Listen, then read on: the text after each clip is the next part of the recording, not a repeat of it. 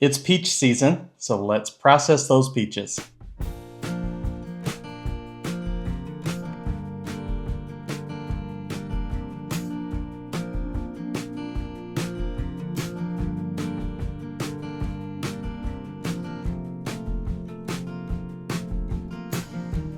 So this year we got plenty of peaches, and this is how we process them. So this is the most common way, which is just the fruit, just canning the fruit. We did it in slices. This is great for peach cobbler. It's also great for just popping it open and just having a few slices of fresh peaches. We did lots of jam, which obviously you use for toast.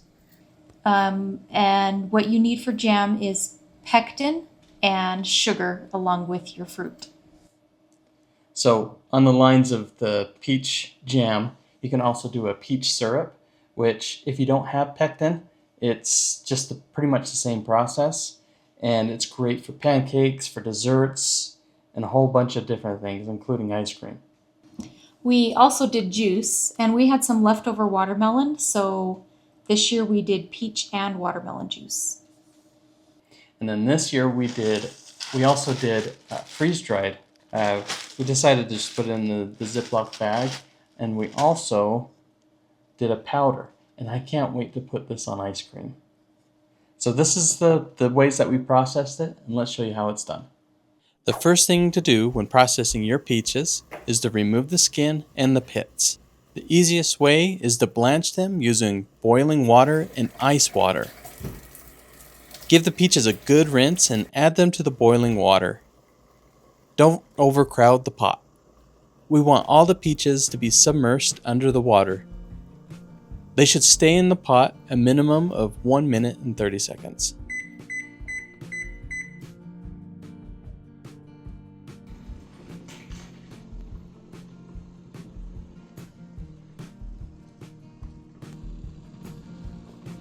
When the time is up, move them over to the ice water to stop the cooking process.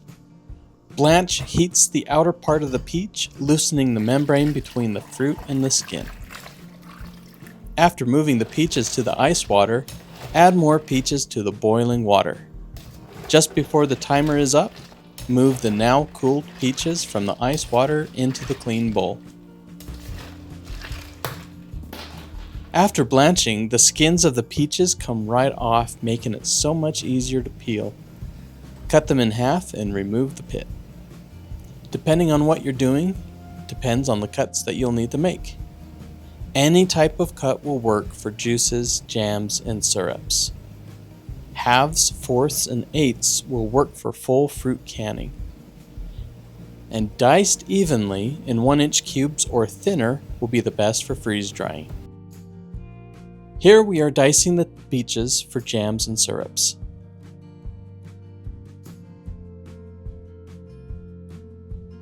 The thinner you cut the peaches, the shorter it will take to freeze dry. I opted to do bigger pieces for freeze drying. These peaches are so tender a butter knife could cut them. I cut the peaches and placed them directly on a cooking sheet. When it's full, top it off with a parchment paper and fill it again.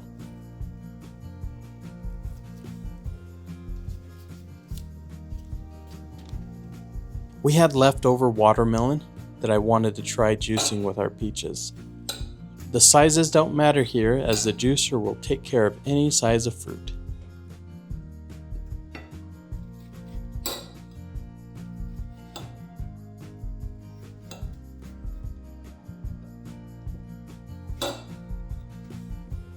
Lastly, I am slicing these peaches into eighths. Raw pack canning is where you put the cold cut fruit straight into the jars and fill it with syrup. This is best if you want to keep your fruit looking pristine. It will keep the peaches firm and they will look great to serve straight out of the jars. Hot pack canning is where you put warm fruit into the warm jars and then you add the hot syrup on top. This is great for anything else, that the shape of the peaches don't matter as much.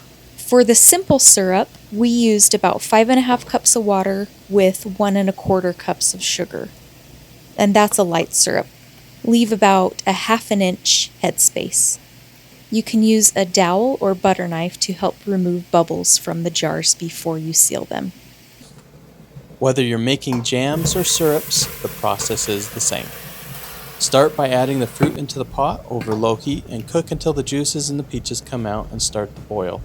You'll want to stir this often to avoid burning at the bottom.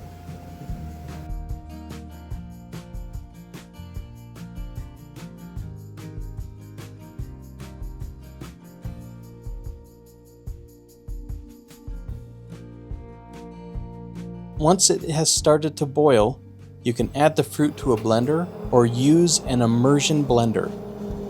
The blender would have added air to the mix, giving it a foam top. Remove this as you bring it back to a boil.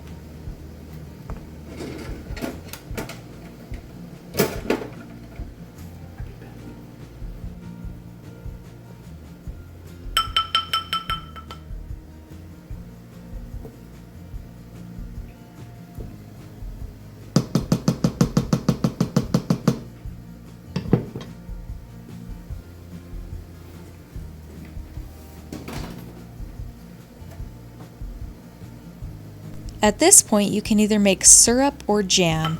For syrup, just think about what you'll be using it for. If your kids are anything like ours, they like their pancake syrup super sugary. I found a recipe online that calls for sugar and lemon juice along with the fruit puree. Your mixture can be strained through a cheesecloth for a smoother texture if you like. For jam, always follow the directions on the package of pectin. It usually calls for 7 cups of sugar and about 5 cups of fruit for 1 box of pectin. Usually the directions will tell you to stir the pectin into the fruit, bring it to a boil, skim off the foam, stir in the sugar, then stir the sugar for 1 minute while it's boiling, and then you're done.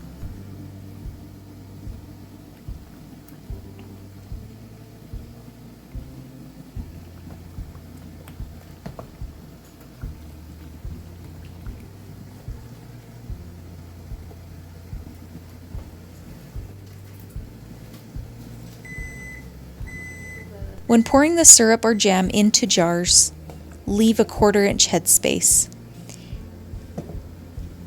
If you have a regular mouth jar, using a mason jar funnel like we have here makes this so much easier.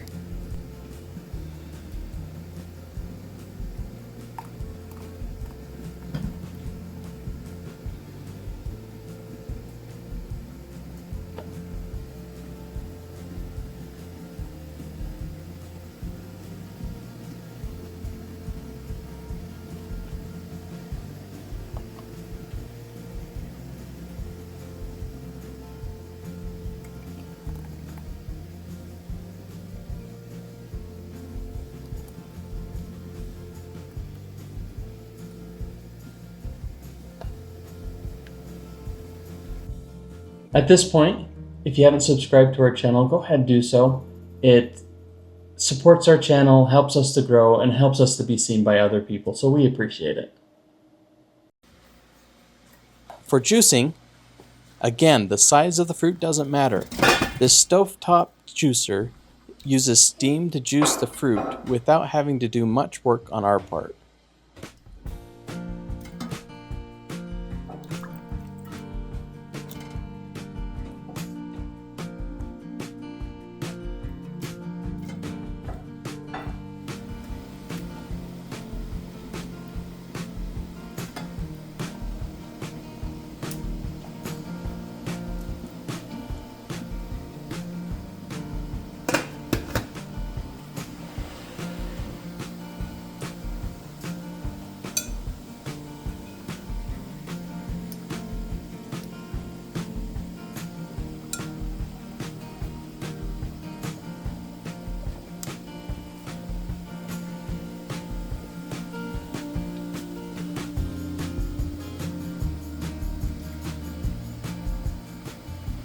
When gathering juice in this manner, use a bowl that is easy to pour from to make it easy to get the juice into the mason jars.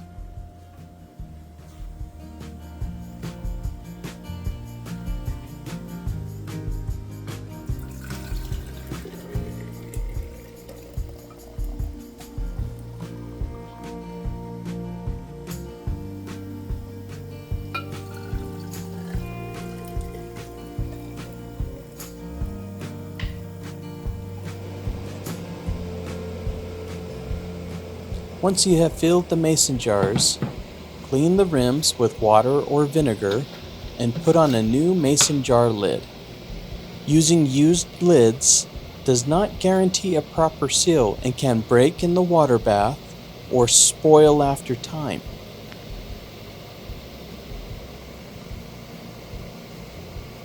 The mason jar rings can be reused though.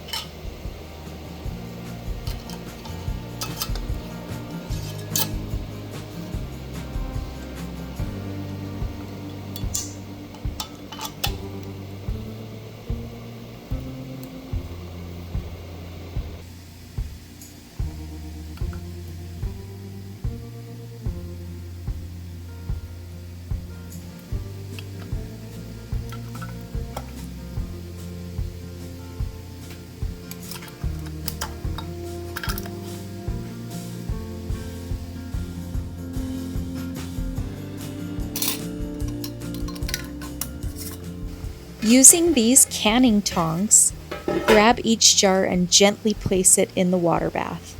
I like to put one in the middle first. If you're using one of these large ones like I have with the rack inside, I like to put one jar in the middle and then make a compass pattern so that the weight is evenly distributed, northeast to southwest. You get the idea.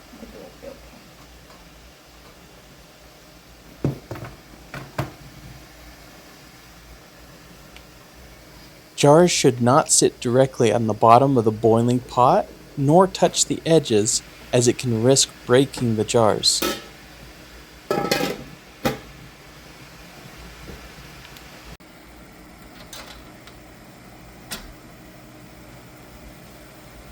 The more jars you have in your canner, the more water they will displace. Just remember to have about an inch of water above the rims of your jars. Prepared people have a pot of water boiling just in case they need to add extra water to their hot water bath. You can see here that I didn't do that, and we had to add cold water and wait for it to come back up to a boil before we started the timer on our juice. For canned fruits, leave in the water bath for 25 minutes. For jams and syrups, 10 to 15 minutes. And for juices, 15 minutes. Once they are done, carefully take the jars out and place them on a towel. Don't put them directly on a cooking sheet or bare counter, as the temperature shock can cause the jars to crack, break, and or explode. Let them cool completely before moving them.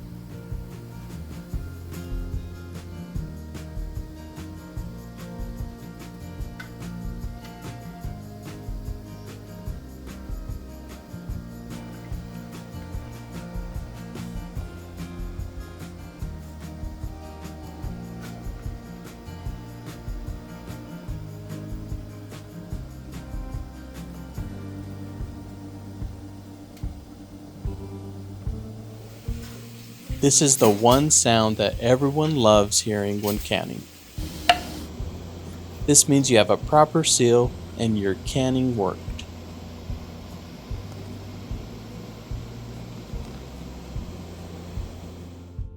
My freeze dryer version is 5.0.24, and here's the settings to freeze dry my peaches.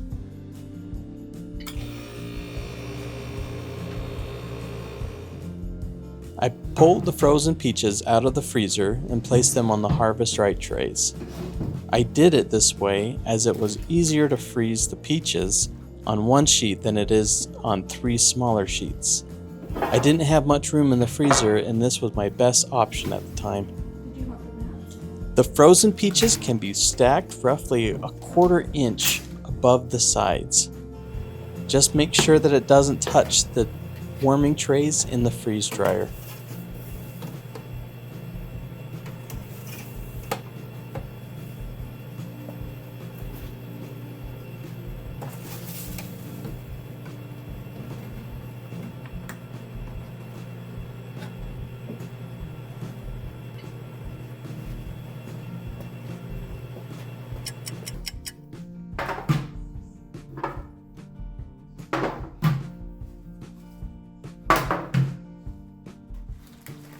I put 2 of the trays into a gallon Ziploc. The full process took between 25 and 30 hours and gave us the best tasting freeze-dried fruit that I've ever made in my freeze dryer.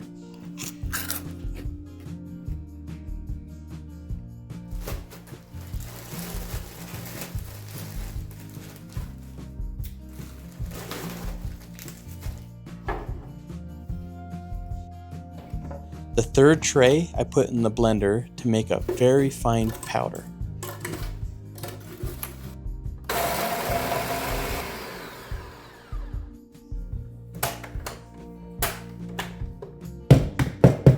I think this powder will be great with drinks or on ice cream.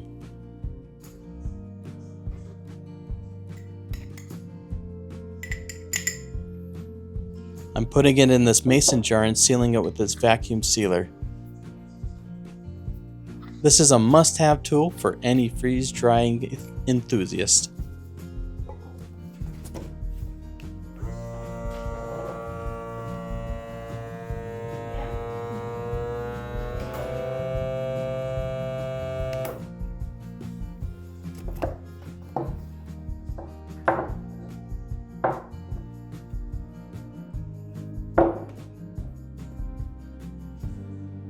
So that's how we processed our peaches this year.